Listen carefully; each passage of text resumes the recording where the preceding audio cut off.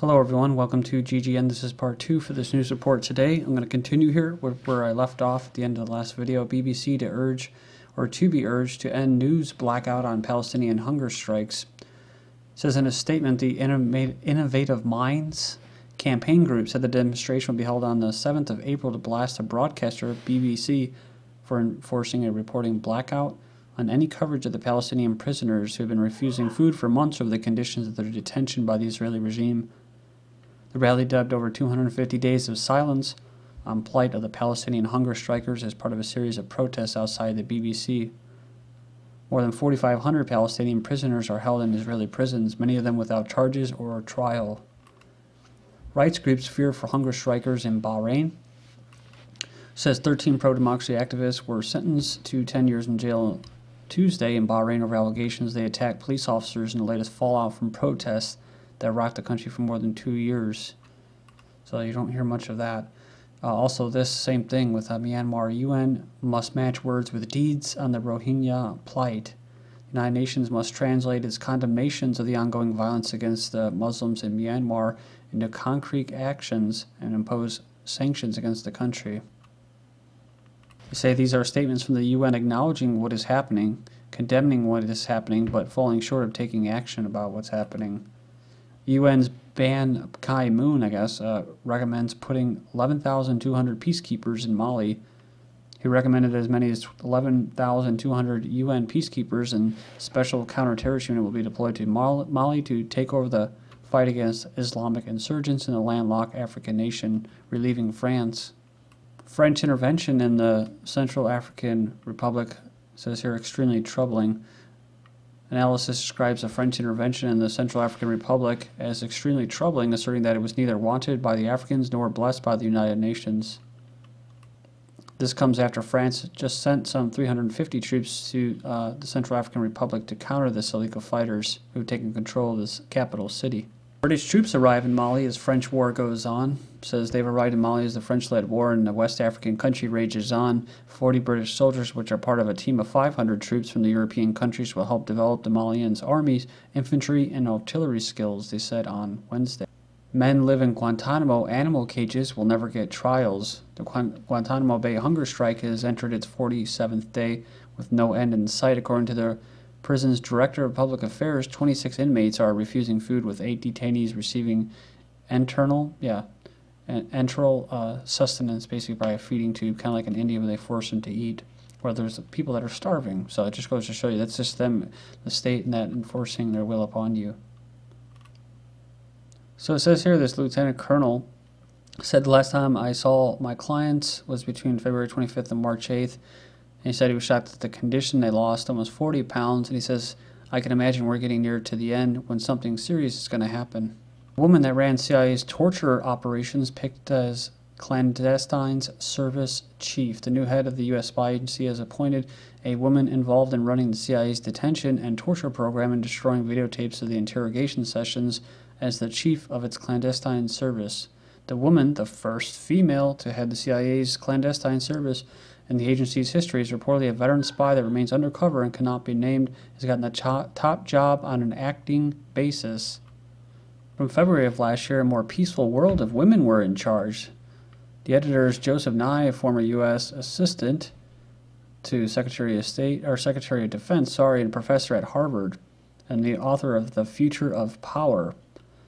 So, Project Syndicate. Sounds very nice. It says, would the world be more peaceful if women were in charge? Challenging new book by the Harvard University psychologist Steven Pinker says that the answer is yes. Presents data showing that human violence, while still very much with us today, has been gradually declining. Moreover, he says that the overlong sweep of history, women have been and will be a pacifying force. Traditional war is a man's game, and tribal women never band together to raid neighboring villages. Now, apparently they just drone bomb them. As mothers, women have evolutionary incentives to maintain peaceful conditions in which to nurture their offspring and ensure that their genes survive into the next generation. Then we have clashes erupt at Paris anti-gay marriage protest. Dozens arrested as last-ditch effort to block a marriage law. A massive anti-gay marriage protest in Paris ended in violence yesterday as police used tear gas and batons on activists who tried to get past police barricades Hundreds of thousands of people have traveled to the French capital for what was seen as a final protest before legislation allowing gay marriage and adoption is passed by the French Senate. So yeah, many of them are discontent with Holland's failure to improve unemployment. So don't worry about getting people back to work. Let's worry about a minority, right? Gays and stuff, gay rights. In Russia they get met with the same type of protest, but in America's different. Yes, they do have protests, but they're very, very, very limited. Red symbol of gay support on Facebook is awesome. So it says here, critics say it's a meaningless gesture. Those red equal signs popping up all over Facebook and Twitter in support of gay rights have their share of critics. Meaningless gesture that accomplishes nothing. But it goes on and says the critics are missing the point. It says here that it's an easy gesture to make out and one reaches only your Facebook friends instead of, say, the Supreme Court Justice. North Dakota bans abortions if there's a heartbeat. So they signed a legislation bill that would ban most abortions if a fetal heartbeat can be detected, something that can happen as early as 6 weeks into pregnancy. And I just covered research about that. World's smallest blood monitoring implant tells your smartphone when you're about to have a heart attack. A team of scientists in Switzerland have developed the world's smallest medical implant to monitor critical chemicals in the blood. I'm sure there are criminal chemicals such as the aerosols that they're spraying. So using Bluetooth that will emit probably radio frequencies, the device can then transmit the data to a smartphone for tracking. Bill Gates seeks to help the world's poor with next-generation condom. Bill and Melinda Gates Eugenics Foundation is offering big bucks and hoping of spurring the development of new condom for men and women. So, church post strip for me sign near strip club. The Birmingham pastor gets his message across. The billboard near a gentleman's club in Birmingham, Alabama screams out strip for me to passerbys, which is notable mainly because it was put up not by the club but by a local church. So, says it's paraphrasing a line from the Bible's book of Hebrews 1 in which people are asked to strip away their sins and encumbrances to serve Jesus. So he says that it's an attention-grabbing stunt, has a simple purpose. He wants guys to think twice about going into the club and spend time with their families instead. Is Victoria's Secret marketing to teens with their new Bright Young Things line? People in the comment boards say, no, it's been corrected that it's for college students. Me personally, I think it's directed towards what they say, teens and tweens.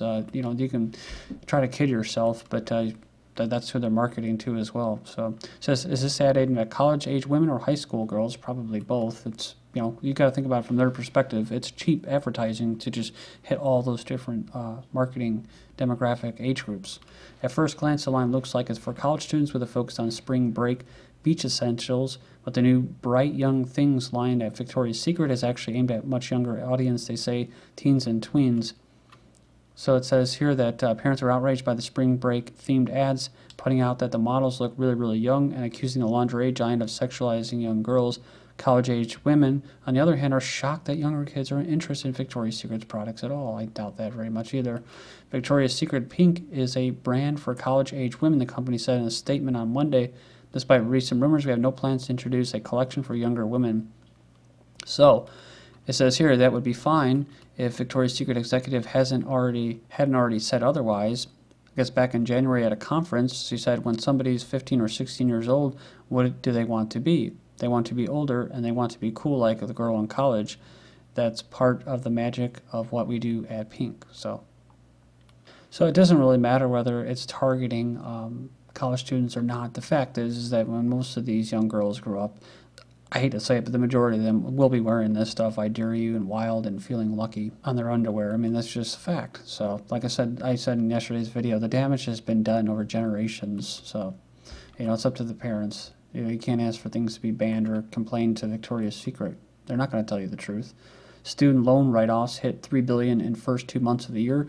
Banks wrote off $3 billion of student loan debt. So this is what they want to be, right? Everyone wants to be a college student. It says it's $3 billion of student loan debt in the first 2 months of 2013, up more than 36% from the year ago, as many graduates remain jobless, underemployed, or cash-strapped in the slow U.S. economic recovery. They're going to keep calling it a recovery, even when it's like 2050 and we're living in a freaking wasteland. Oh, the recovery is right around the corner. Academia is eating its young, so it's difficult for anyone in academia, from teaching to funding to publishing to translating research to intellectual property, collaboration to jobs to cheating to culture. The entire science stack is a miserable process. So I said in the past you can get away with avoiding this reality and still manage to be a productive scientist. So it goes on here and it says here that today, however, there's an entire generation of young scientists who are taught to believe that this is just how science works and it's doing incredible harm to us all. It says the result is that academia is eating its young. It says I've met countless brilliant inventors in the past, passionate teachers and generally curious people who are care deeply about their area of research. Instead, it's the politics, the inefficiency, and the inbred hostility towards change has driven these incredible people out of academia. Psychiatry Bible DSM-5 will add PTSD for preschoolers. So when the new manual is published in May, a small section could alter the lives of millions of children so they can get them on Ritalin and all types of pharmaceutical drugs. It's the Bible for psychiatrists, so pretty interesting.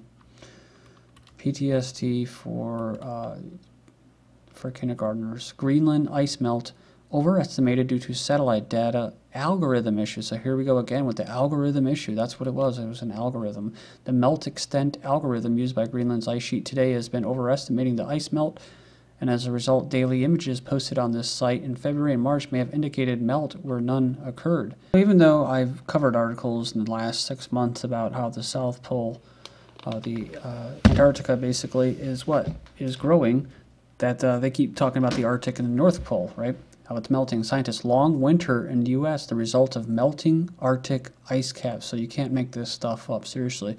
Melting sea ice, exposing huge parts of the ocean to the atmosphere, explains extreme weather, both hot and cold.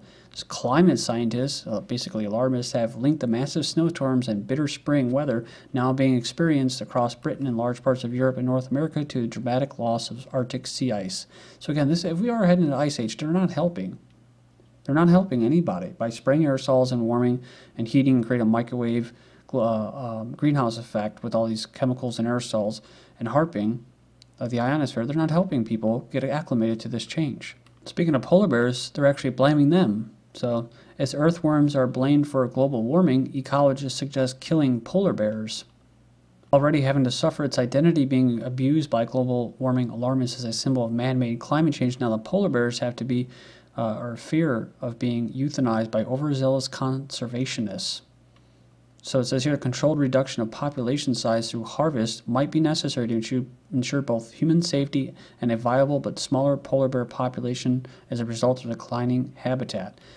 The way these conservationists intend to go about this is to humanely euthanize polar bears who are unlikely to survive due to global warming. UK's coldest spring since 1963 claims 5,000 lives. I covered this before. Pensioners worst affected, and experts say final toll could be horrendous. They say unusually harsh winter could have cost thousands of people's lives. Bitter cold, financial inability to heat homes kill more Britons.